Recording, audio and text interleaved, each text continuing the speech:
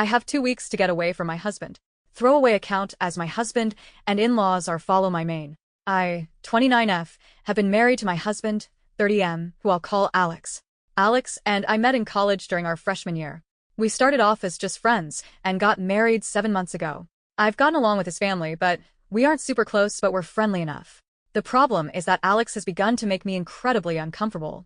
Firstly, he's begun to ask me who I'm meeting with, where, what we plan on doing, how long every single time I leave the house without him. At first, I just thought he was being protective and a good partner just in case something happened, but then he started checking my phone after the visits, vetting and researching each of my friends as well. He also has been pursuing me to link my bank account to his, as he's in charge of the finances when he was perfectly fine with keeping them separate before. We fight about it almost every day. Finally, yesterday when he was preparing to go on a work trip for 2 weeks in California, he demanded I wear a tracker so he could keep an eye on me while he's gone. I can't do this anymore. I feel like I'm suffocating, and his family, who I've spoken to about his worrying behavior, just said he's being careful and protective as a good husband should. I need to gather my things together and find a way to be gone before he gets home without tipping him off. He's always threatened that if he ever found me cheating on him, he'd turn in divorce papers the same day. He keeps a filled-out copy in his desk. I'm going to submit those the day I leave. But there's so much to do. Bergen finding a new place to live, seeing if my job has any transfers available, packing and moving in 2 weeks. His return flight May 11th, so I need to move quickly.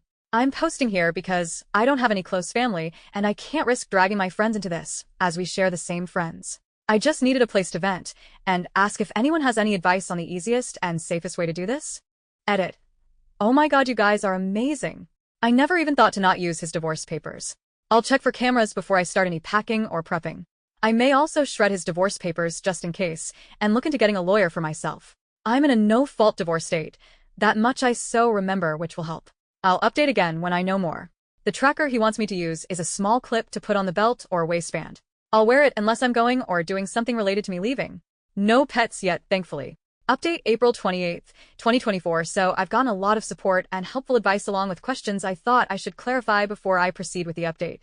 Some asked why I'd be hiding things from Alex regarding going out and who I'm meeting with. I don't, and I have nothing to hide. However, when he begins to then double-check everything I tell him with the other people there, right down to each person I talk to and what I said. Did I send any text MSGs? Did I order food? How much did I eat? That's when it started to feel like I was slowly being pushed into a corner. It didn't start that bad, but gradually grew worse over time. All of the Reddit subs my in-laws' families are part of are related gardening and DIY, so I highly doubt they'll see this. If so, by the time they do, I'll hopefully be gone. I talked to my job and explained things to my manager, and they promised to look into openings in other states to see if they could get me into one. They'll have an update on that in 3 days. I trust that my bank account is secured, considering he's tried to get into it before and failed. I found one camera in the kitchen, another in the living room, and one in our bedroom. As such, I've left them in place for now and done all other planning, either in the bathroom pretending I'm taking a bath. I'm honestly staying away from the domestic violence services as my sister-in-law is unfortunately higher up in those considering she volunteers there, and I have a feeling if I did show up there, they would know in a heartbeat. I can't look for apartments until I get the update for my work, but either or, I'm still going to be leaving the state. The day before I do, I will be changing my number carrier and wiping my laptop and all of his electronics before I do. I've met with 2 lawyers so far and had them look over the paperwork my husband had prepared, and both said that it did have some clauses in it that could have caused me some trouble down the line. What alarmed all of us close the fact that several of those clauses dealt with future children, and not as a hypothetical. Like several hair suggested, I have a feeling he fully intended on getting me pregnant to keep me trapped and tied to him. There are 3 other locations my job could send me to, and I have, as a precaution, begun looking into all 3 cities and housing in the areas. Just in case one of those, this is the one they send me to. Even if they don't have an opening that they can push me into, then I will just have to quit, move, and figure things out on my own. I have enough money to live and survive for a few months until I can pick up another job. Unfortunately, all of our friends are mutuals and would likely be unaware of the consequences of saying or sharing anything I do or say with my husband. I don't have any surviving close family, and obviously my in-laws are not a good resource to rely on. I am on my own, unfortunately, other than the wonderful bonds I've begun to make here. I will update again if I get more information or something else happens. Otherwise, I'll update when my work gets back to me. I do plan on leaving before he returns, though, just to make sure that I'm not anywhere near here at that time. Update April 2nd, 30, 2024. Good news. My work has an opening I qualify for that will not only shift me across the country, but also comes with a salary increase as well. I've started telling my in-laws and friends that I'm planning a surprise outing for when my husband gets back for just the two of us. This way, people don't give me odd looks if they see me out and about. I've even gone as far as asking Emile to show me his favorite recipes. Meanwhile, I've found a moving company that, while small, is willing to work in a storm. The reason is in 5 days, we're supposed to get hit with a large storm front. I plan to shut off the breaker and say we lost power if he asks, just as several people here suggested, and even send him a short clip of the storm. I will have all of my stuff moved that afternoon, and I will be flying out once the weather has cleared enough to do so. I have a lawyer who will push my divorce through, and I've filled out the necessary paperwork so that I don't have to be here for it. I'm not suing for assets or alimony, and I've shredded his divorce papers as well. I've set up a cheap payphone plan through Cricket until this is all said and done, at which point I will find a new carrier, number, and phone.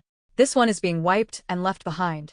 My laptop is provided by my work, and the IT department inspected it thoroughly, and it was clean, thankfully. No other electronic aside from my laptop, and new phone will be coming with me.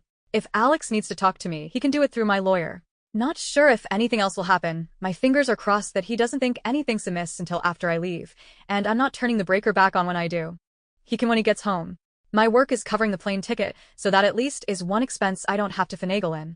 Update May 3rd, 7th, 2024. It's been a busy week, but I've gotten so much done. Firstly, I am now out of the house and am currently in a hotel while I look for an apartment. It's a big city, bustling with people no matter where you look. We had a pretty bad storm system hit back home that actually lasted 2 days. High winds, thunder, lightning, and even hail everywhere. I didn't take much from the house: my documents, clothes, and important sentimental items. I left all of the furniture and electronics behind. I cleaned the house top to bottom and took pictures on my phone so he couldn't claim I damaged anything when I left. My lawyer has already started divorce proceedings, and my husband will be served on the 8th. His plane is due to land early morning, and the sheriff will be there at the house waiting for him. He is very much about public appearances and reputation. My lawyer will be calling him as well to inform him that I am more than willing to air out everything to the public about his actions, if it means securing my freedom from him. I will go to court as long as I must get this pushed through. I haven't told our friends or his in-laws yet. I will do that while he is on the flight to prevent him from getting wind of it before he's handed the divorce papers. I will be calling around and explaining why we're getting divorced, to try and prevent him from twisting this into somehow being my fault. I don't want him trying to claim I had an affair or something, so I want to get the truth out before he can twist this. I'm doing okay. I'm tired, but yet I feel almost jittery and off-kilter. I keep looking over my shoulder and monitoring what I say even when I don't really need to anymore. Hopefully that will fade soon. My work is covering the cost of the hotel, and I'm working on getting my other things in order. I also need to find a new GP, as I want to get a full test just to make sure everything is okay. I don't know when my next update will be, probably when the divorce papers are filed, or if we have to go to court to push them through. I will try to keep my head up, but it feels like I'm in a whirlwind or something with so many things to do and think about. I kind of thought it would be easier once I got out of the house, but while the fear is smaller, somehow the number of tasks only seems to have grown. Update May 4th, 2024. Sorry I haven't updated for a while. Things got hectic and a bit chaotic, honestly. Firstly, I'm working on getting an apartment still and have applications in at 3 different places and will hopefully hear back from them soon. I'm still going into work here at the new location, so I don't have to worry about burning through my emergency savings completely. I've gotten a lot of emails from Alex, his family, and our old friend group asking question after question. I have only sent one return email to Alex, explaining that I don't believe we are truly compatible and it is best we separate now. That his treatment of me when I'd done nothing to deserve as such was just as much of a deal breaker as cheating was for him. I ended the email with the statement that I would not be contacting him further, and anything else he needed to pass on to me, or vice versa, would be done through my lawyer. For his family and friends, I just typed up one email outlining everything that had happened and why I left. I told them I wished them no ill will, but that such treatment of his wife and partner was not acceptable. That should Alex get remarried in the future, I wished they would help support both partners and not just Alex. Alex, from what my lawyer told me, was livid when he was served. The sheriff actually ended up booking him for assault on an officer and menacing due to the threats he was shouting. His father bailed him out in a few hours, but with the testimony of the sheriff, my lawyer believes I have a very good chance at getting a restraining order. Alex, upon returning to the house, apparently lost his temper again, breaking the dining table into pieces as well as the TV, and putting several holes in the walls. At least that's what one of the emails from one of our friends reported, as Alex called him to help him clean up the mess. My lawyer already has pictures of the house I took, with timestamps as evidence nothing had been damaged by me. My friend reported that Alex tried to claim I'd been the one to trash the house, but the holes in the wall were at head height. Alex is 6 feet 3 inches, and I'm 5 feet 4 inches, so he knew that was false. Either way, taking the pictures definitely will help me, so again, thank you everyone here for the advice because I never would have thought of that on my own. My work won't share details of where I am, as I do work with some higher-end clientele who value security and that information won't be gossiped about. And no, I'm not some stripper or escort. I deal with contracts, notary, and business management. As such, even if Alex tried to use my work to find me, he wouldn't succeed. Update on leaving May 26th, 2024. It's been a little bit, and I thought I'd answer some questions before giving my update. It may be a while after this until things change. Firstly, no, I didn't bring my car. The public transport here is good enough to use without needing one. I have secured an apartment and the building has good security. You need a key card to enter, and there is a security guard at a desk right by the entrance to the building. As part of my contract, I gave them a photo of Alex and his family, so that even in the off chance they do find me, they won't be let in. The responses I got from the emails varied. His family said I was overreacting, and that I owe Alex an apology for the problems this has caused him. The pending criminal charges puts him at risk of losing his job if he's convicted. Alex sent a long email, apologizing and pleading for me to come home. He said he was worried for me, that he is willing to go to therapy if it will appease me. He wants us to remain together, and he didn't think leaving was an appropriate response to his genuine concern and worry for my health and safety. The friends gave somewhat lacking replies, saying that they didn't think Alex was ever going to hurt me and that I shouldn't be letting my imagination run away wild. As much as I want to say I was surprised by the lack of support, I'm honestly not. He intends to fight the divorce. I am letting my lawyer handle it, and I am also pursuing a protective order as well. Once I got approved for my apartment, I also froze my credit. I've changed my phone carrier and number, as well as making sure none of my documents list Alex as next of kin or POA. Some have asked why I was so paranoid about Alex and his possible future actions. The answer for that actually is somewhat simple: my grandmother. I love that woman to bits. As a teen, she explained why my grandfather was never around. He was extremely abusive and manipulative, and her generation didn't allow divorce really. She wouldn't have been able to buy a house or get a good enough job to support her and my mother on her own. As such, she endured it, shielded my mom as she could until my grandfather died. When I felt like I may have been overreacting, I remembered how she'd said she'd always wished she'd been able to see grandfather for what he was early on, when she may have been able to annul the marriage. I don't know when I'll update again. Maybe when the divorce goes through or if something big happens, but until then, I'm just trying to keep my head above the water. Another update, June 25th, 2024. It's been a month since my previous update, and I wanted to share some of what's been going on in the meantime. The divorce is proceeding, but even though I don't need him to agree, and he's not, it means I have to go through the courts to get it approved.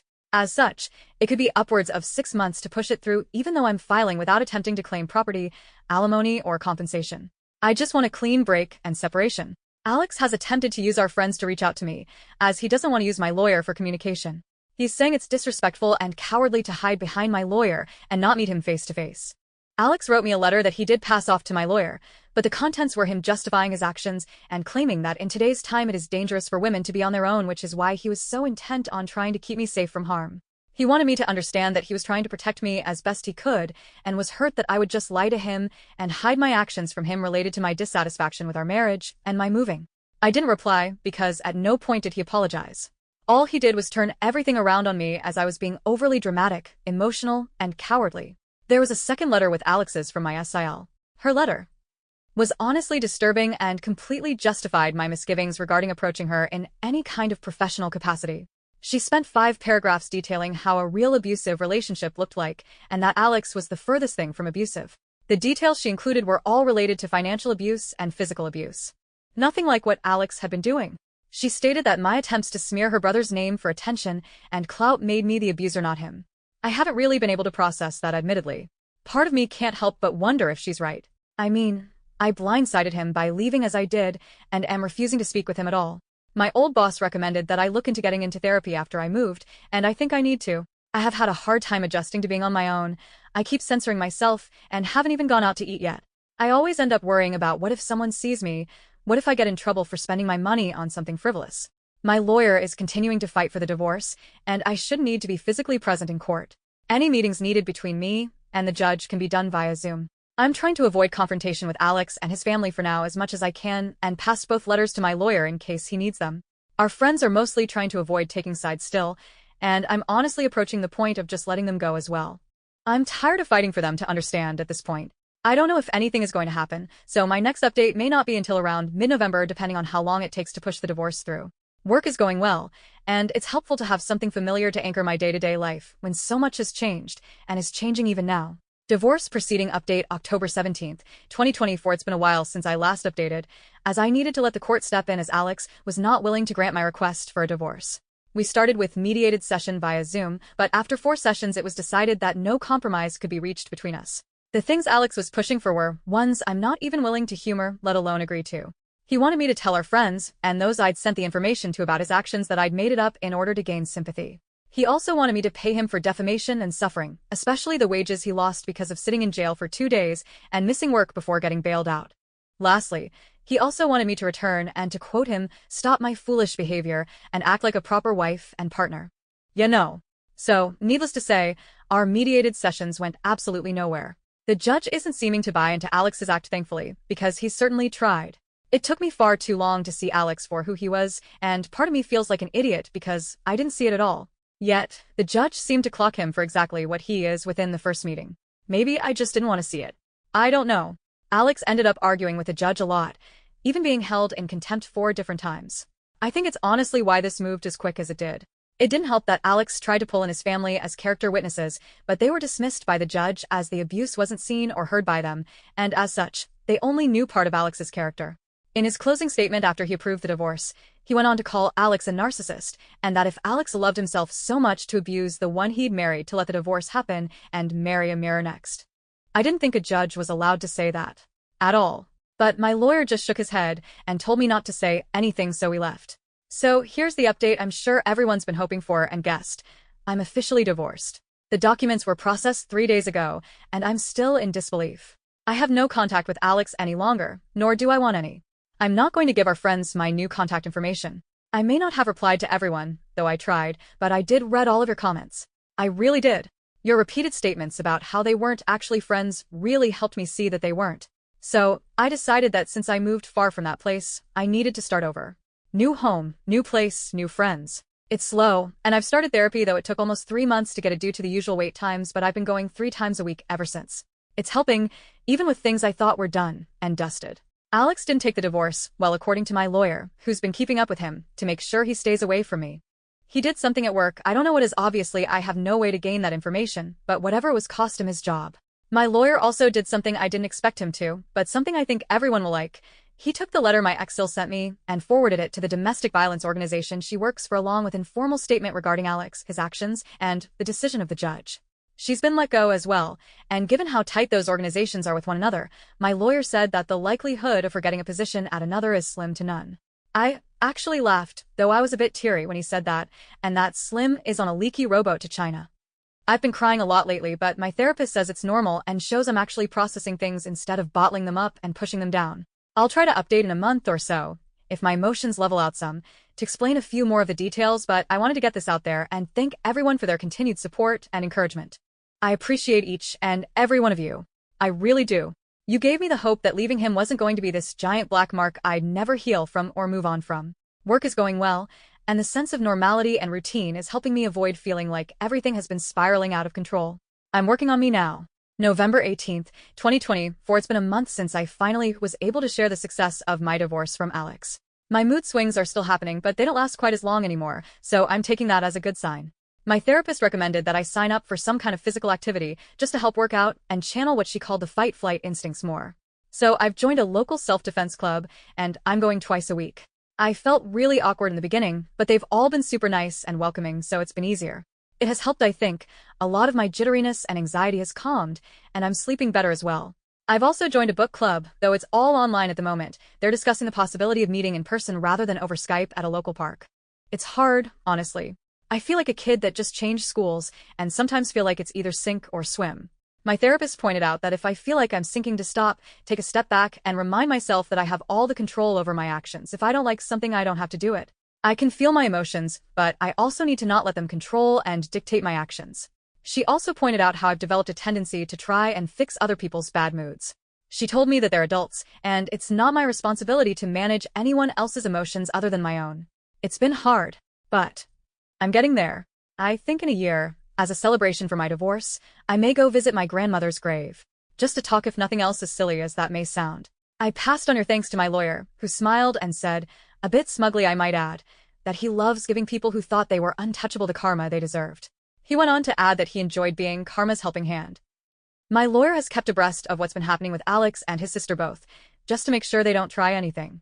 According to him, my ex Sil threw a fit when she was let go from the DV center, enough that she was barred from the premises. It seems that she shares some traits with her brother in regards to temper. She's now working at Lowe's apparently, as while she was a volunteer at the DV center, she has to pay some fines for damages she caused during the incident that got her banned. As for Alex, he's been quiet, which worried me at first. But my lawyer told me he's keeping his head down. He's gotten another job with a construction crew, but with everything he has to pay, he cannot afford to lose his job. I was awarded damages for emotional distress and harm, as he never touched me physically. I was able to prove my statements thanks to records of the text conversations between Alex and I regarding the tracker and not leaving the house without permission.